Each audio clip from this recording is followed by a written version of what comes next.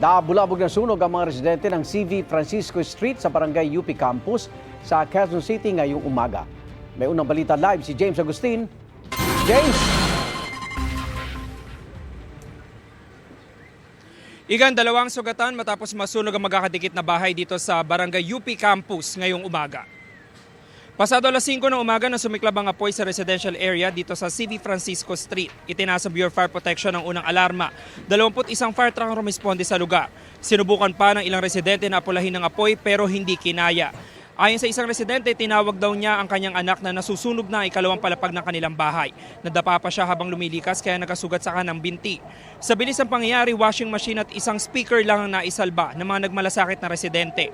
Ang isang residente nagkasugat din sa kaliwang paa. Napula ang sunog matapos ang 40 minuto. Ayon sa BFP, 3 bahay ang nasunog, apektado ang 5 pamilya. Inaalam pa nila ang sanhi ng apoy. Pagtingin ko, ang maapoy na malakas na yung apoy. Tapos bumaba na ako. Pagbaba ko, naglalaglagan na siya eh. May naglalaglagan na sa baba namin eh. Kaya lumabas na ako agad. Di ko na alam kung anong gagawin ko. Natataranta na ako eh. Wala kaming naligtas na gamit. Ultimo chinelas, wala kaming nasalba. Dami namin nagkakot dyan sa loob. Binuwat namin papalabas. Ang bigat ng iba, napaksakan ako ng, di ko alam kung ano yung bumaksak sa akin eh. Sobrang taranta ko na rin eh. Dahil ang lakas talaga ng apoy na yan sa loob na yan eh.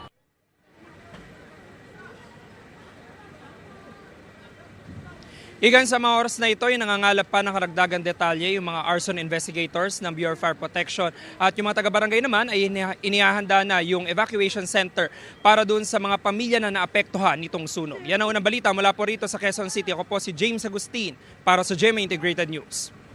Igan, mauna ka sa mga balita, mag-subscribe na sa GMA Integrated News sa YouTube para sa iba't ibang ulat sa ating bansa.